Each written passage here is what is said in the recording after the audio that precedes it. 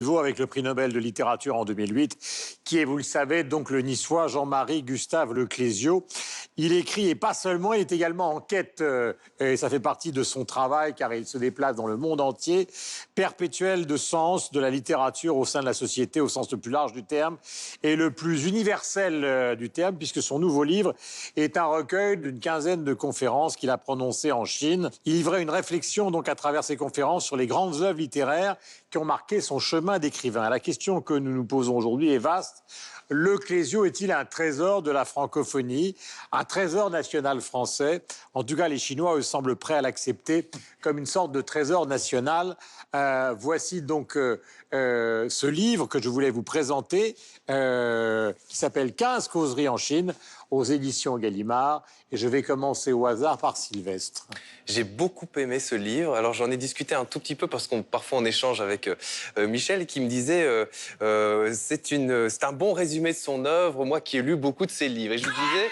J'ai pas dit moi qui ai lu beaucoup de ses livres. En tout cas certains d'entre eux, voilà. Et moi je lui répondais, mais c'est très intéressant, ça me donne envie de les lire puisque moi je ne les ai, mais à culpa, mais jamais lus. Je le connaissais de nom, je connaissais de réputation, les prix qu'il avait reçus, etc.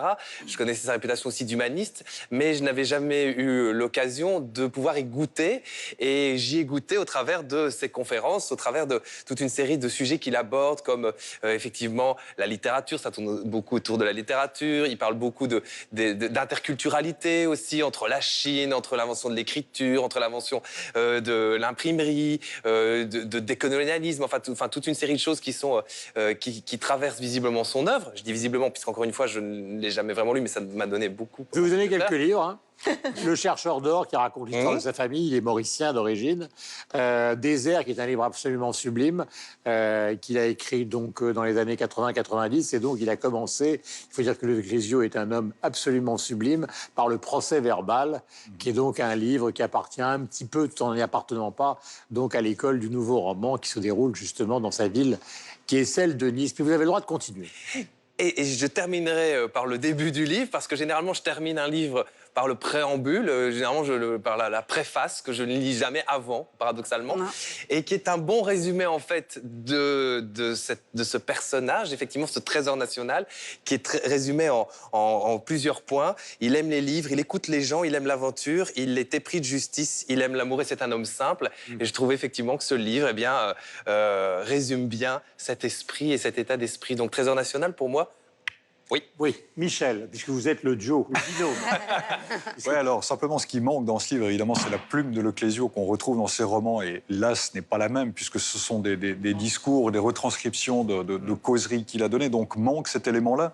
Mais c'est vrai que tous les éléments que tu as donnés, notamment quant à la description qu'en fait son ami traducteur chinois, on les retrouve dans sa littérature.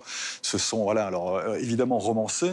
Et ce livre, effectivement, met en avant les préoccupations véritables, les valeurs véritables de Leclésio qu'on retrouve dans sa littérature. Et voilà, le chantre de l'interculturalité, le pourfendeur du colonialisme, le défenseur de la veuve et de l'orphelin, enfin cet humanisme, cette volonté de la nature, cet intérêt, cet intérêt pour l'autre, généralement pour le petit. C'est ce qui caractérise Leclésio. Alors, pour aller très rapidement vers la question qui nous est posée, ou trésor national, oui et non, c'est un trésor universel, Leclésio, aujourd'hui, parce que les valeurs qu'il défend, parce que ce qu'il est, même s'il écrit en français, ça va au-delà des frontières. Il aurait, je ne pense pas, très envie d'être résumé à une frontière. C'est d'ailleurs pour ça qu'il vit en partie en Chine, en partie en France, qu'il a des origines mauriciennes. Alors, n'en déplaise peut-être à la France, mais je veux dire, son aura, sa grandeur, ses capacités, sa littérature, elle dépasse largement les frontières aujourd'hui. C'est un auteur... universel de par ses valeurs, de par ses qualités. C'est un magnifique écrivain, vraiment, il faut le lire. Enfin, Guillaume le connaît tout court et connaît son œuvre nettement mieux que je ne pourrais jamais le faire, mais il faut le lire. Mais il y a beaucoup de gens qui lisent Leclésio avec, non pas une certaine forme de dégoût, mais avec un certain inintérêt, considérant que, pardonnez-moi l'expression, parce que nous sommes sur TV5 Monde, mais il y a beaucoup de gens, par exemple Frédéric Becbédé l'a écrit dans ses critiques, ils trouvent que c'est chiant, Leclésio, parce que justement c'est la quintessence d'une certaine forme d'élégance, de bien-pensance, alors que lui, il est plus attiré par le côté rugueux de la littérature américaine, type Bret Easton Ellis, etc., ou même Houellebecq en France. Est-ce que vous avez ce sentiment que cette retenue peut être aussi, cette élégance peut être aussi un obstacle Alors, je peux comprendre, parce qu'effectivement, quand on lit le Clésio, ça demande un certain temps. Il faut se plonger, il y a une Ce poésie. qui n'est pas mon cas. J'ai dit ça pour ouvrir le débat, mais... Mais j'entends, mais il y a un rythme, il y a une poésie, il y a une certaine lenteur dans son écriture et dans la lecture qui va avec son œuvre et dans les valeurs qu'il défend. Je trouve que c'est complètement homogène, c'est complètement complet. Alors, que certains ne partagent pas ce goût-là ou cet intérêt-là, bah, tant pis pour eux, j'ai envie de leur dire. Moi, c'est pas j'entends les critiques, mais par contre, c'est pas du tout quelque chose que je ressens. Une affaire de goût plus que de critique. Et au contraire, je crois vraiment que c'est quelqu'un dont il faut prendre le temps. Je me rappelle, dans une émission passée, on avait déjà parlé de Le Clésio, je vous avais dit combien je le rapprochais, dans une certaine mesure, de Triste Tropique de Lévi-Strauss, pas dans le style d'écriture, mais dans une espèce de, je sais pas, dans une espèce de poésie, de philosophie aussi, parce que c'est un écrivain, c'est un philosophe, Le Clésio. Et je crois qu'il faut le goûter comme ça. C'est quelqu'un qui a une vue, et quand on le lit, ça va au-delà simplement d'une petite punchline ou une petite phrase. Ça, c'est il faut voilà. Mais c'est peut-être compliqué pour certains de dire ça, je sais pas. C'était pour Alma, mais moi je trouve justement qu'il s'inscrit. C'est peut-être pour ça que parfois certains trouvent qu'il est peut-être suranné ou qu'il fait partie d'une autre époque. Mais je trouve qu'il est vraiment dans la continuité des intellectuels, des écrivains français, ou même on peut remonter jusqu'à Montaigne, ce qui va encore plus loin. Mais cette espèce de Effectivement. non mais d'humanisme, de vraiment de la réflexion sur l'autre. Comme on l'a dit, c'était un écrivain voyageur, donc ça c'est beaucoup plus. Aujourd'hui, on a une génération qui est quand même assez nombriliste, qui parle un peu de ce qui se passe à Paris notamment. Et je trouve que lui, il a ce souffle et surtout cet intérêt vers l'autre. Moi, je me rappelle de l'avoir entendu sur France Inter quand il avait lancé enfin, c'était assez bouleversant quand il avait. Et c'est pas dans le pathos, c'est pas justement, il reste dans la retenue, c'est pas des grandes phrases. Enfin, c'est des grandes phrases, mais on est emporté. C'était pour les migrants. Là, il a fait un article. Il a fait cause pour l'inégalité, il a parlé des gilets jaunes. Et ce côté intellectuel de l'écrivain, et surtout ouvert vers l'autre, qui n'est pas dans sa tour d'ivoire, je trouve que c'est vraiment, en ce moment, ça manque un peu dans... Enfin, je trouve qu'en France, on n'en a pas tant que ça, et que lui, il a cette modernité, parce qu'il pourrait aussi se refermer sur lui-même, sur son œuvre, qui est quand même déjà assez vaste. Et je trouve ça passionnant. Et par exemple...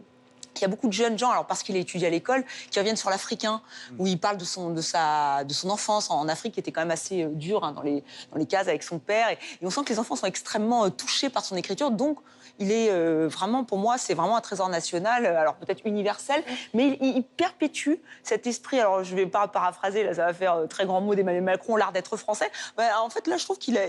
Moi, je cherche toujours ça veut dire quoi, l'art d'être français? Je me pose moi-même la question.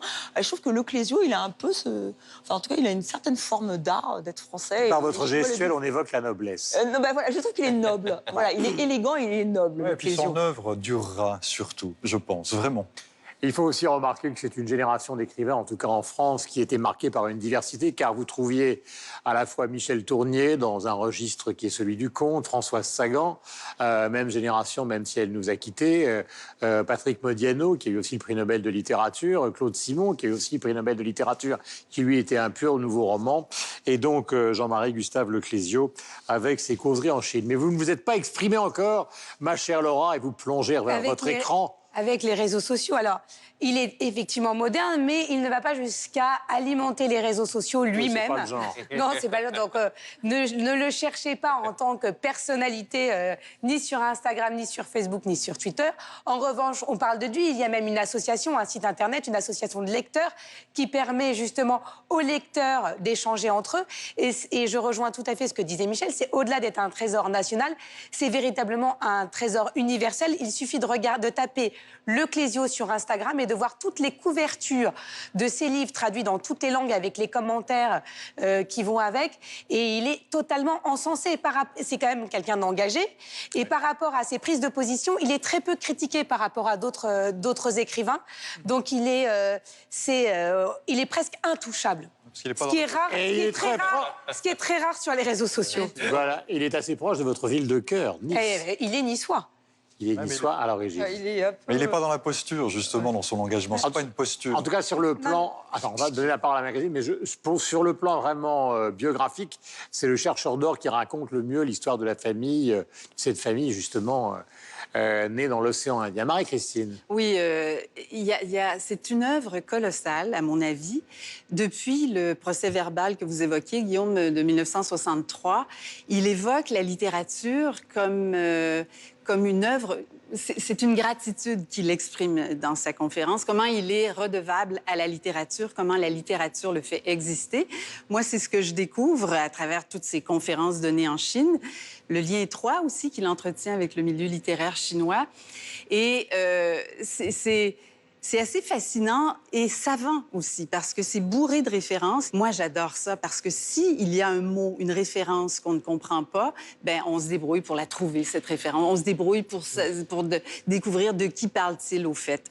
Et La grandeur des peuples mayas, c'est la première fois que je lisais une description qui se rapproche, à mon avis, de l'histoire du peuple maya. Et ils sont chanceux, ceux qui assistent à ces conférences. Vous vous rendez compte? Ce sont des conférences tellement bien ficelées, une écriture si forte et si nette, une parole vigoureuse. Il a quoi? Il a 78 ans. Et c'est fascinant. Oui, c'est un trésor national, intouchable, dans ce qu'il a d'inaliénable, parce qu'on ne touche pas à un penseur comme lui, qui apporte autant de bien à une société. Chez nous, on a aussi ces porteurs de parole, Michel Tremblay, Michel-Marc Bouchard, Dany Laferrière. Et il faut prendre soin de ces gens qui nous rappellent à l'ordre. Et hommage à la littérature, oui, et aussi... Il sait ce qui se passe dans le monde. Il parle du monde aussi. Il voyage énormément. Hein. Il voyage. Les abus qui se font à droite et à gauche, les évasions fiscales, la désillusion de la mondialisation, ce sont des concepts extrêmement intéressants et pertinents. Et comme j'aime à dire, ne soyez pas rebutés par cette écriture qui peut sembler parfois un peu trop élitiste, un peu trop... justement bourré de références. Il faut y aller à fond. Il faut dire, ben moi, j'apprends quelque chose, je me sens meilleure, je me sens plus intelligente en lisant ces... Voilà, ce qui est intéressant aussi dans ces 15 causeries en Chine, pardon de vous avoir interrompu, donc ma chère Marie-Christine, c'est qu'on aborde la question totalement inconnue pour la plupart d'entre nous, à part Confucius et Sun Tzu sur l'art de la guerre, de ce que peut être la littérature ou la poésie chinoise, qui nous est totalement étrangère, parce que beaucoup plus allégorique, très différente justement du réalisme que nous pratiquons donc dans le monde occidental. Et ça, c'est le point numéro 1. Et puis en même temps, vous irez sur Internet, grâce à Laura, voir les images de Leclésio, de cet homme si beau, hein, il faut bien le dire, qui à 78 ans a un physique absolument phénoménal. Alors, ce n'est pas tout d'un coup une sorte de conversion, une coming out de ma part, mais c'est vrai qu'il n'entretient pas simplement la littérature, il entretient aussi une image de la littérature qui est absolument magique. Nous